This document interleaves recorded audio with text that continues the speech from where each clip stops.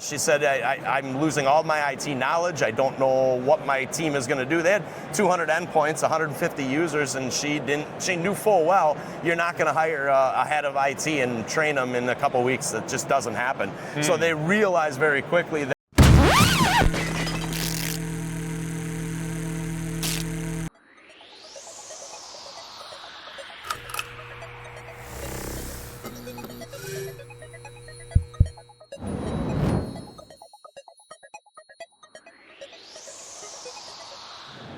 Welcome everyone, we are live on location at the MSP Expo in Fort Lauderdale, sponsored by the Managed Service Provider Association of America. I'm Michael Bakaich from Cyber Confidential, your host for this live recording with Brian Schuh from AIT. Brian, great to have you. Thank you for having me. Give us the backstory, where you're from in the country, and why'd you come to the show? Well, so AIT is a local MSP from Appleton, Wisconsin originally. We service everywhere from Green Bay to Appleton and the northeast Wisconsin area.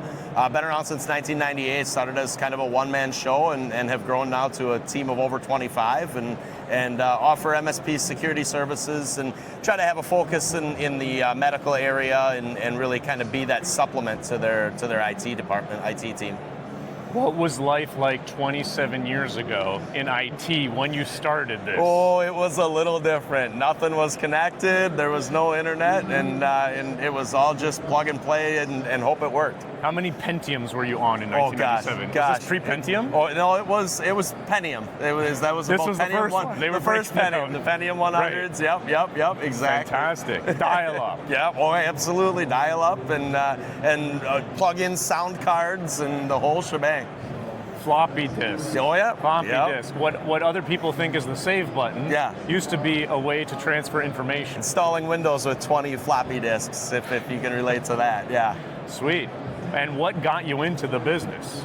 Actually, it was just kind of a love for technology. It was I enjoyed doing it. I enjoyed the camaraderie and the helping people, right? The appreciation that the customer and the person looking at you says, "Wow, you really fixed my problem. You put me at a different level. Did me a lot of favors today. I appreciate that." So that's what I appreciate the most about what we do. What were you doing beforehand? Oh, I was 14 years old. I was milking cows, to be honest with you. Yeah. I've been beer doing it a long and cheese time. in Wisconsin. Yeah, absolutely. Yeah, Nice. milking cows. Okay, so this was like people were doing paper routes and you were getting into computers. Yeah. At 14 and 97, you're riding the wave of technology. Oh yeah. So you were 17, a business owner, facing Y2K. What was that like? Oh, it was crazy. You know, I was at the time still in high school, and there I was trying to help, friends and family, and even the school district with, what do we do? What's real? What's not? What's all hype? And then we all woke up the next day and life went on. Can you remember I remember where I was? I was a young nerd at the time. I was only a few years younger than you at the time. I remember the New Year's Eve party and the parents. It was my parents' New Year's Eve party. The parents were watching the countdown, expecting the lights to turn off and stuff.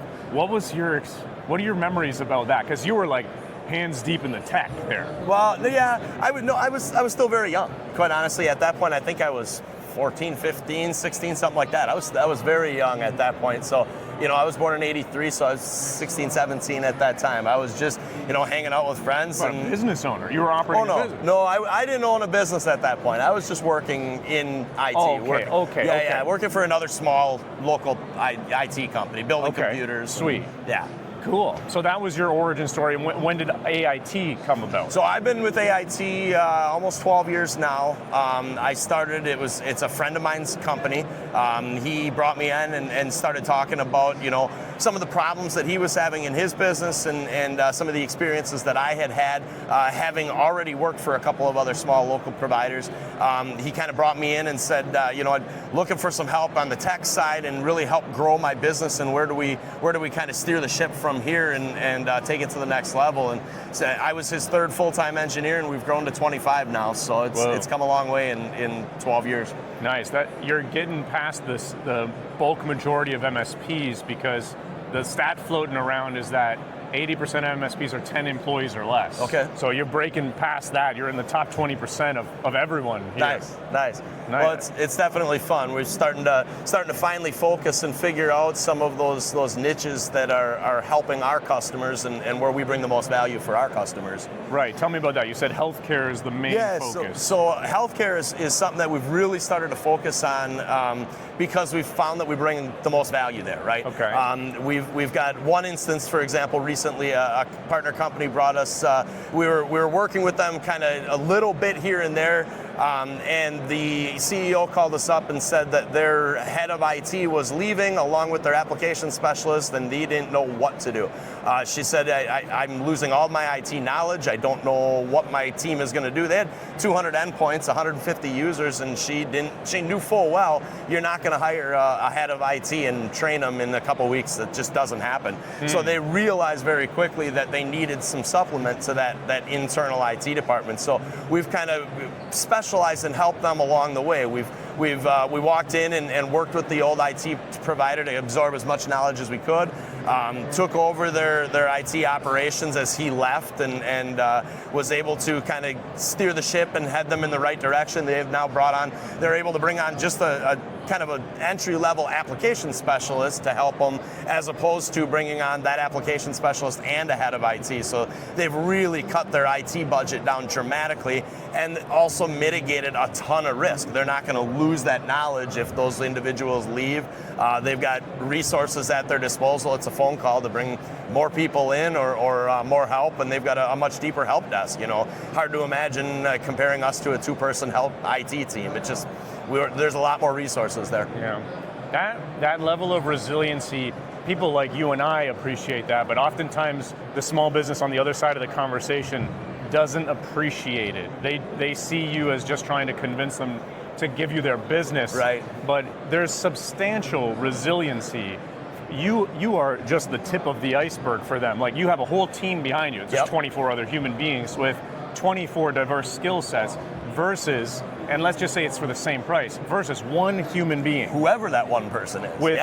With their, like, they might have a myriad of skills, but they're just still one human being that still needs vacation time and still may not write enough documentation, and may change positions later. So how do you get that across proactively? Well, so in a lot of cases, it's when they realize in this scenario, right? All of a sudden they realize, oh shoot, what do I do? Or you go in as an MSP and you start asking questions that the CEO can't answer, and I've heard it in classes here. In a lot of cases, the CEO has an automatic bias against that internal staff. They don't always trust everything that's being said because they don't know what they don't know. And that's why they tend to look at us as a third party. We do an outside vulnerability test to show them, hey, this is what you got. Take it or leave it. This is how to fix it. You can bring internal resources or you can bring external resources. Either way, you got to check the box. How do you find that lands with the internal IT person? Like, I could see that hitting their ego. Oh yeah. So in fact, this exact scenario, there was a little bit of trepidation from that internal IT where he wasn't excited about bringing in that extra staff, and I absolutely can understand that. But when the CEO starts to realize that not one person, no one person can be everything to everybody, no matter which way you go, no matter what you're doing. I don't have all the expertise that my guys have, and so to be able to just show that and show that there are more resources available, that's how it bodes well. Right on. All right, when we were doing the prep, you told me a story about how you have your disaster recovery backup community, right? There are many small solo MSPs. That's the bulk of the 80%, right? And that could be business owner and a couple technicians. Business owner sometimes needs to take a vacation, and that's the little community you've created. Tell us about that. And we all started out that way, right? So like you said, as much as I didn't necessarily own my own business at 14, 15, I was helping people out, doing what I can. You're on the BBS. Exactly, yeah. Right. Everyone could look that up. What's the BBS? Yeah, what's a BBS? Bulletin something service. Bulletin board service. Bulletin board service. Bulletin board service. Before Reddit was a thing, kids, look up the BBS. Or online gaming. That was the online gaming. Click, click, click. I'm moving now. So no, But so we've got this unique kind of community of smaller I say MSPs, but say individuals or one or two man shows where they don't necessarily have the resources of the bigger IT companies, and or they need additional resources, be it vacation, right? We talked about that. Guys got to go on vacation. He wants to be able to know that his cell phone isn't going to be ringing while he's out on the lake or on the golf course, right? In that case, we're able to come in, take whatever documentation they have, or help them with that if need be, and be able to be that second set of hands. We find that happening a lot for smaller IT providers, and then providers who are ready to retire. We're able to kind of help them absorb their clients and make sure their clients are taken care of. I find like just like the condition where you had to co-manage with someone internal and you're trying to augment them, there was ego there. I could see how there's ego in this too. How do you navigate that in the conversation to show that you're trying to be collaborative here? Yeah. Like you might need backup. They'll probably need backup. How do you approach that so that it's not like two rams bashing heads? Absolutely. So we offer references to the people that we work with, right? So we very much approach it from a collaborative standpoint, the same way we would approach our clients, right? We are that partner. We're the guy in the office down the hall that you can call when you need help. So we're just that extra resource for you. We're not interested in stepping on toes. We've got enough business. We don't need to be stepping on toes and burning bridges. We want to make sure the clients and the community's taken care of, really. Nice. Is this an active part of your growth strategy? The medical side of it is, right? Yeah. That's really our focus. The helping other IT companies is just kind of one of those things where we found ourselves being able to supplement that. It wasn't necessarily something that we're focusing on and pushing. However, because that's a small and pretty tight-knit community too, they talk to each other and say, hey, by the way, I'm working with AIT over here. They're able to really help me out. I took a vacation last week. I didn't get one in 20 years. Yeah, that's good. Okay. All right, so tell us more about healthcare. What specifically in healthcare? Like you're doing chiro, you're doing physio, dental? So the partner that we just brought on has 3 dental clinics, a primary care clinic, and then their corporate headquarters. So 5 locations, 200 endpoints, 150 users plus. It's really running the gamut from the end user support all the way back through their HIPAA compliance and patch management. They're actually right now with a larger conglomerate in the area, and they have expressed an interest in kind of moving certain services away from them, as has the conglomerate. They don't want them as that affiliate necessarily. The affiliate is asking for things that they don't necessarily do, and we're able to provide those extra services for them that maybe their rigid healthcare systems aren't providing locally. Oh, okay. This is going to be the most valuable answer that you give, because I know people are tuning in to this. So, dental in the MSP world, dental's the flip-flop between I love dental and it works for me, or I will never do dental, it's drawn blood from a stone.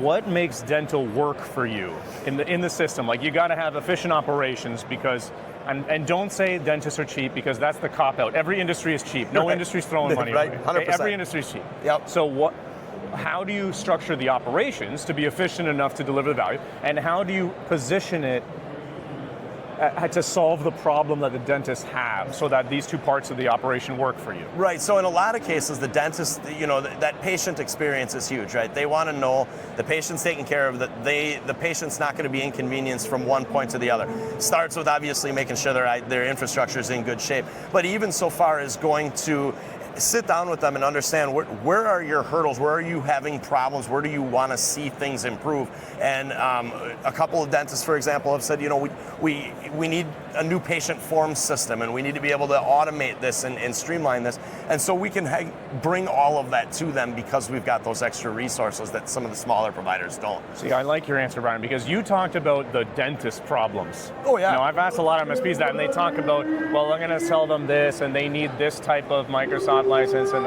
these are supply side. You're talking about the demand. Like, what do the dentists need? How do they operate their practice? That's good. That's the healthy way to think. Yep. All right, beautiful. We are live on location at the MSP Expo here in Fort Lauderdale. This live show has been sponsored by the MSP Association of America. I'm here with Brian Schuh from AIT. Brian, great to have you. Much appreciated. Love hearing your story. Thanks everyone for joining us. Tune in next time. Enjoyed this episode? Hit like, drop a comment, and subscribe. Stay tuned for more exclusive insights from MSP Expo.